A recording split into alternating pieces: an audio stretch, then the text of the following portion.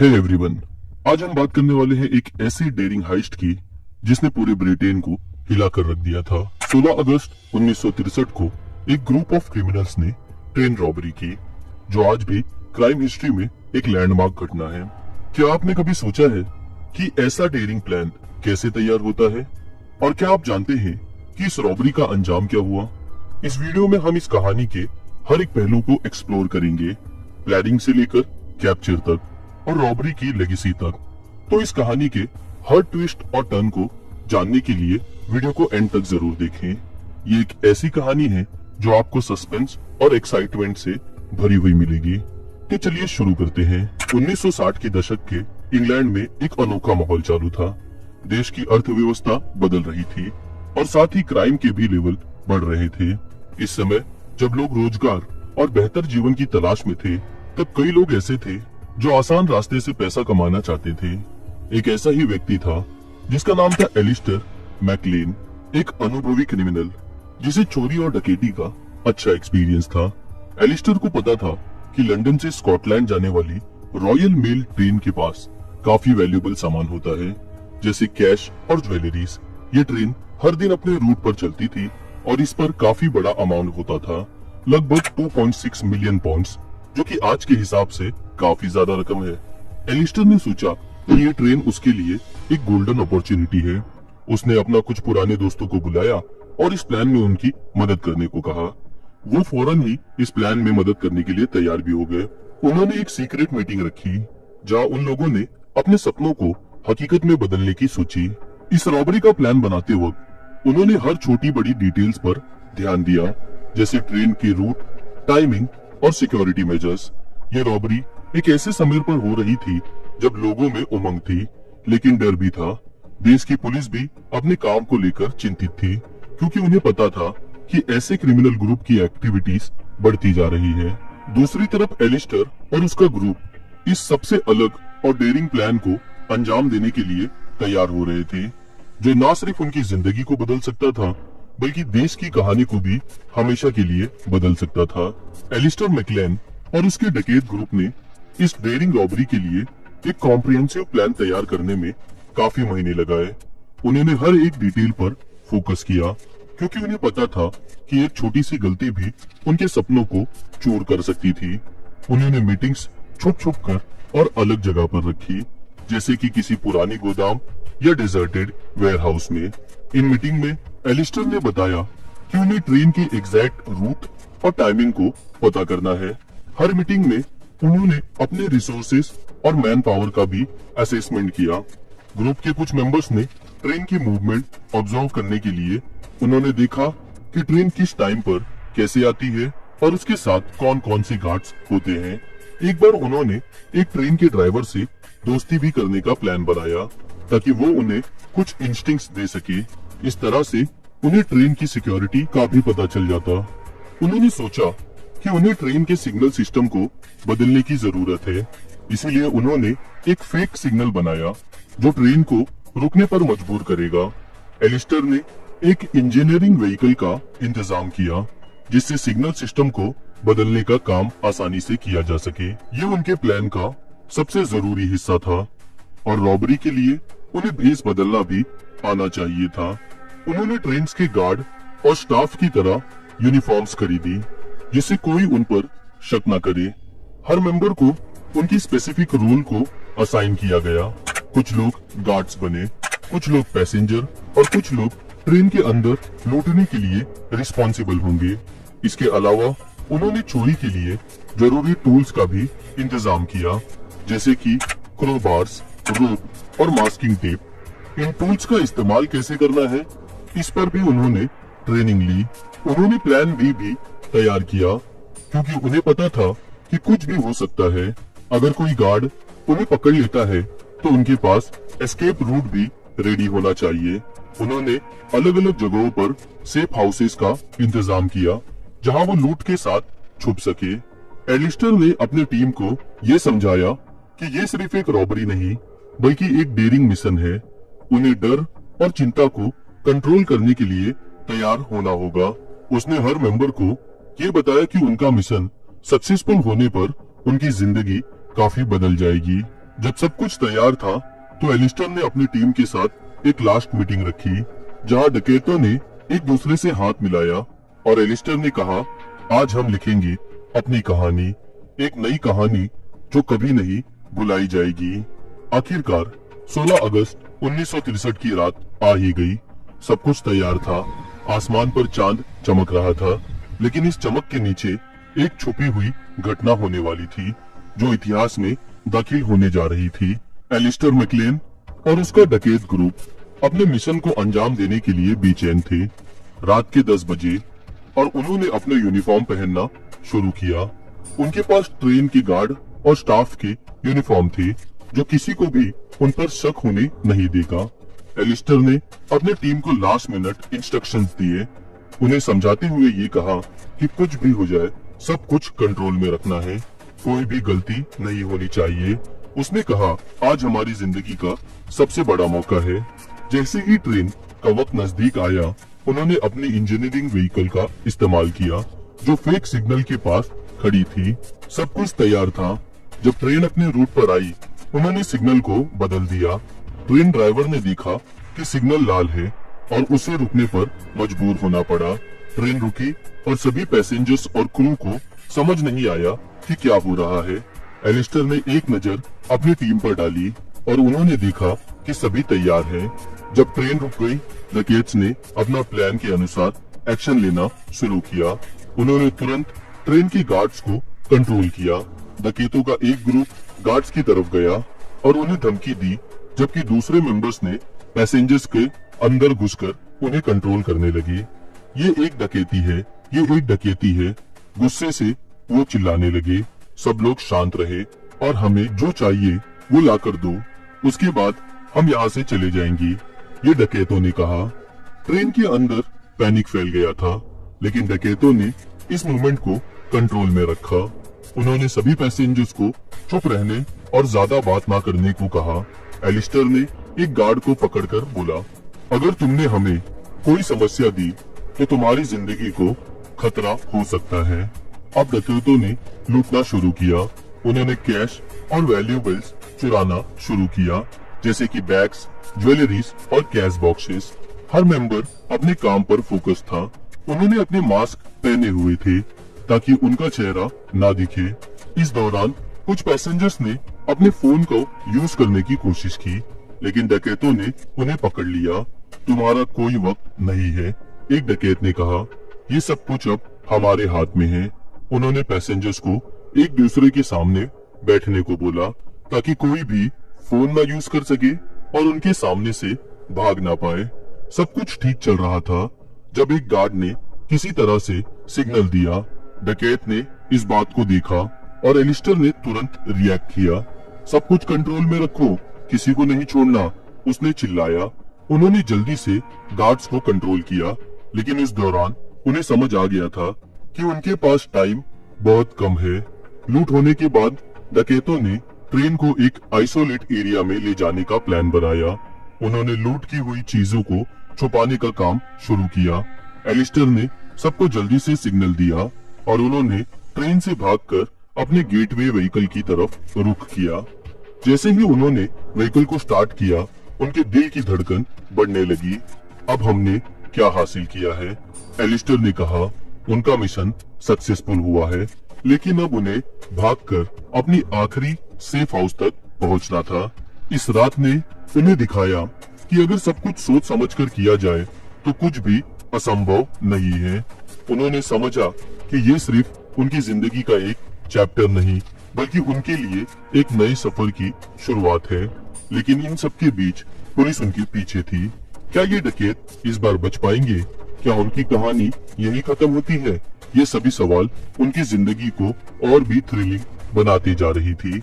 Alastair ने rear view mirror से देखा कि कुछ लोग उनकी गाड़ी का पीछा कर रहे हैं। तभी एलिस्टर का एक दोस्त जिसका नाम जैक है, उसने कहा, एलिस्टर ध्यान से, अब पीछे पुलिस भी आ रही है। एलिस्टर की दिल की धड़कनें बढ़ी और वो गाड़ी तेजी से चलाने लग गया। जब वो एक नैरो लेन से गुजरा तो उन्हें कुछ झलक दिखाई दी। ये क्या है? जैक ने पूछा। एलिस्टर ने देखा कि रोड ब्लॉक है और कुछ लोग वहाँ खड़े हैं। उन्हें समझ आया कि अगर वो यहाँ रुके तो वो पकड़े जाएंगे। एलिस्टर ने गाड़ी को थोड़ा स्पीड और बढ़ाया और वो रोड ब्लॉक से दूर रहे। देखना, अब कोई दिक्कत नहीं होगी, उसने कहा। लेकिन उनका डर अभी खत्म नहीं हुआ था। अगले ही पल उन्होंने देखा कि एक पुलिस कार उनके पीछे आ रही है। पुलिस की गाड़ी उनसे थोड़ी दूर थी, लेकिन वो धीरे धीरे उनके करीब आ रही थी। एलिस्टर ने गाड़ी की स्पीड और बढ़ाई, लेकिन पुलिस की गाड़ी भी इनका तेजी से पीछा कर रही थी। अब चेस शुरू हो चुका था। रास्ते पर काफी टर्न्स थे और एलिस्टर ने उन्हें अच्छे से नेविगेट किया, लेकिन पुलिस भी इन रास्तों को पहले से जानती थी। कुछ मिनट के बाद एलिस्टर ने देखा कि एक पुलिस की कार उनके सामने से आ रही है। चलो एक और टर्न लेते हैं, उसने कहा, और उन्होंने गाड़ी को एक और नैरो लेन में घुमा दिया। लेकिन ये लेन उन्हें सिर्फ और सिर्फ छोटी जगह पर ले जा रही थी। पुलिस ने भी उनका पीछा नहीं छोड़ा और ये सोचा कि अगर उन्हें एलिस्टर की गाड़ी को पकड़ना है तो उन पर सीधा अटैक करना होगा। एलिस्टर को रियलाइजेशन हुआ कि उसके पास और कोई ऑप्शन नहीं है। एलिस्टर ने गाड़ी को एक कच्चे रास्ते पर उतार दिया। ये जगह उन्हें एक घने जंगल की ओर ले जा रही थी। उनके लिए ये एक परफेक्ट हाइडिंग स्पॉट था। यहाँ रुक जाओ, उसने चिल्लाकर कहा। उन्होंने गाड़ी को छुपा दिया और सबने छुपने की कोशिश की। अगर वो हमें यहाँ देखते हैं तो हमारे लिए कोई चांस नहीं होगा, जैक ने कहा।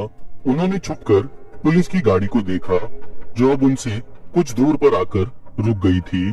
पुलिस ने उस जंगल में उन डकैतों को खोजने की कोशिश की, लेकिन वो अपनी जगह पर छुपे रहे। रात का अंधेरा उनके लिए एक ब्लेसिंग था। अब पुलिस ने इन लोगों को ढूंढना शुरू किया। जब कुछ देर के बाद पुलिस को ये लोग नहीं मिले तो पुलिस ने सोचा शायद ये लोग इस जंगल से दूर चले गए हैं। तभी पुलिस दूसरी तरफ उन्हें खोजने चली गई। जैसे ही सब कुछ शांत हुआ, एलिस्टर ने एक गहरी सांस ली। हम इस बार बच गए, उसने कहा। लेकिन उन्हें समझ आया कि अब उन्हें किसी सेफ हाउस तक पहुंचना होगा। हमें अभी भागना होगा, शायद पुलिस फिर से आ सकती है, एलिस्टर ने घोषणा की। एलिस्टर ने सोचा कि उन्हें अब इस रॉबरी की लूटी गई रकम को छुपाने के लिए एक अच्छा सा प्लान बनाना पड़ेगा, वरना उनकी जिंदगी शुरू होने से पहले ही खत्म हो जाएगी।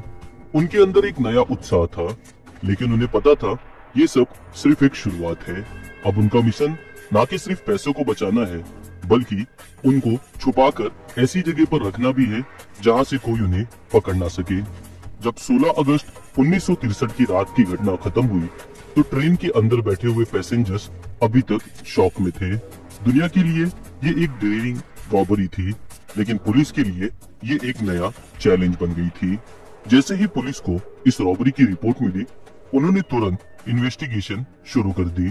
पुलिस की टीम तुरंत ट्रेन की सीट पर पहुंची। उन्होंने हर तरफ घूमकर एविडेंस इकट्ठा करना शुरू किया। पैसेंजर्स ने बताया कि डकैतों ने उन्हें कंट्रोल कर लिया था और उन्हें धमकी दी थी कि वो उनकी जान ले लेंगे। पुलिस ने देखा कि काफी सारे कैश मिसिंग है। इसके अलावा उन्होंने ट्रेन की गार्ड से भी बात की। गार्ड्स ने बताया कि डकैतों ने कैसे उन्हें कंट्रोल किया था और उनके यूनिफॉर्म्स कितने असली लग रहे थे। इन्वेस्टिगेशन टीम ने कुछ क्लूज भी ढूंढना शुरू किया। उन्होंने ट्रेन के रूट को एनालाइज किया और उनकी चोरी के वक्त को रिकॉर्ड किया। इस दौरान उन्होंने देखा कि कुछ सस्पिशियस लोग ट्रेन के आसपास दिख रहे हैं।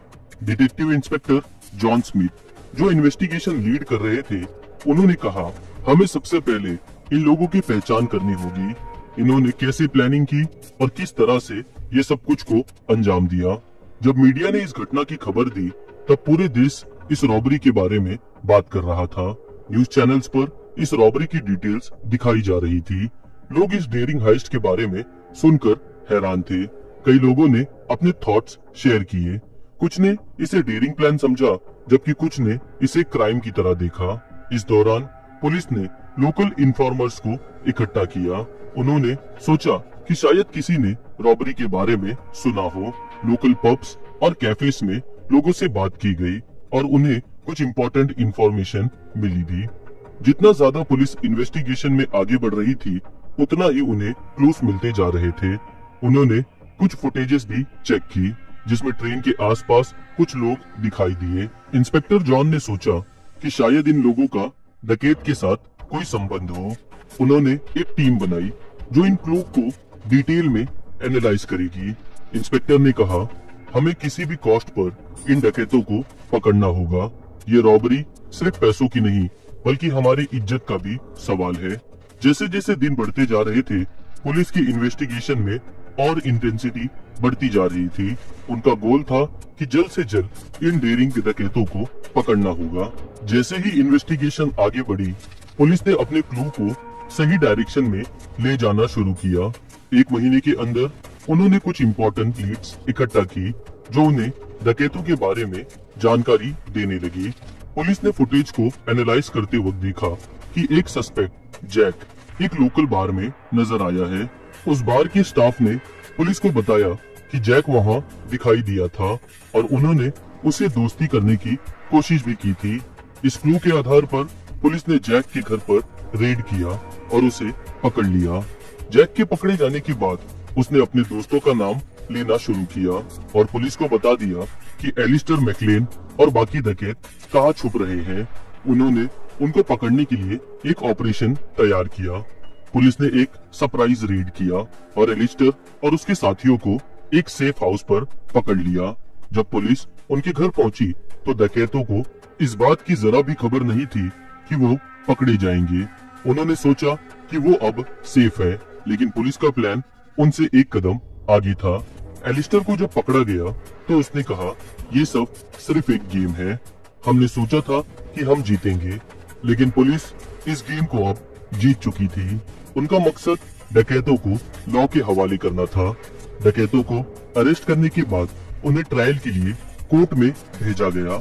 ये ट्रायल मीडिया के लिए भी काफी इंटरेस्टिंग बना और हर कोई देखना चाहता था कि इस डेयरिंग रॉबरी को क्या अंजाम होगा। कोर्ट रूम में उन्होंने अपने डिफेंस लॉयर से बात की, लेकिन एविडेंस इतने स्ट्रॉन्ग थे कि उनका बच पाना नामुमकिन था। ट्रायल के दौरान विटनेसेस ने अपना एक्सपीरियंस शेयर किया। पैसेंजर्स ने बताया कि उन्हें किस तरह से डकैतों ने धमकी दी और कैसे उन्हें लूटा। एलिस्टर और उसकी टीम ने अपने आप को इनोसेंट बताने के लिए कई कोशिशें की, लेकिन कोर्ट ने उन्हें गिल्टी पाया।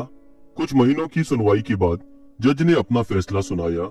एलिस्टर मैकलेन और उसकी टीम को डकैतों ने रॉबरी के लिए गिल्टी पाया और इन्हें 25 साल की जेल की सजा सुनाई जाती है। ये सुनकर कोर्ट रूम में सब लोग खुशी से झूम उठे थे। ये डिसीजन सिर्फ एक विक्ट्री नहीं थी, बल्कि ये एक मैसेज था कि क्राइम कभी भी सफल नहीं होता। पुलिस ने इस केस को सॉल्व करने के लिए कई कोशिशें की, मेहनत की और डेडिकेशन की, इसीलिए उनकी जीत हुई। दुनिया ने इस कहानी से सीखा कि अगर आप इल्लीगल काम करते हैं तो आपको उसकी सजा जरूर मिलेगी। इस रॉबरी पर कई सारी डॉक्यूमेंट्रीज, फिल्म्स और बुक्स भी बनाई गई। लोगों ने इस डेयरिंग प्लान की कहानी को सुना और इसे एक एडवेंचर के रूप में देखा। एलिस्टर मैकलेन और उसकी टीम को कुछ समय तक हीरो की तरह भी देखा गया, जो आखिरकार उनके पकड़े जाने के बाद बदल गया। इस रॉबरी के बाद पुलिस ने अपने टैक्टिक्स में भी बदलाव किया। उन्होंने ट्रेन और ट्रांसपोर्ट की सिक्योरिटी को मजबूत बनाने के लिए कई सारे सख्त और नए नियम बनाए। सर्विलांस सिस्टम्स और इंटेलिजेंसी शेयरिंग पर फोकस किया गया ताकि इस तरह की घटनाओं को रोका जा सके। ये रॉबरी लोगों को इस बात की याद दिलाती रही कि नफरत और ग्रीड का अंजाम क्या होता है। तो दोस्तों, ये थी द ग्रेट ट्रेन रॉबरी की पूरी कहानी। अगर आप लोगों को ये वीडियो पसंद आई हो तो इस वीडियो को लाइक करें और अपने दोस्तों के साथ शेयर भी जरूर करें। आपका फीडबैक हमें बहुत मदद करता है, तो नीचे कमेंट सेक्शन में बताएं कि आप लोगों को ये स्टोरी कैसी लगी। और हाँ, हमारे चैनल को सब्सक्राइब करना मत भूलिएगा, क्योंकि हम और भी ऐसी इंटरेस्टिंग स्टोरीज लेकर आते रहेंगे। मिलते हैं आप लोगों से अगले वीडियो में। तब तक के लिए take care and keep exploring.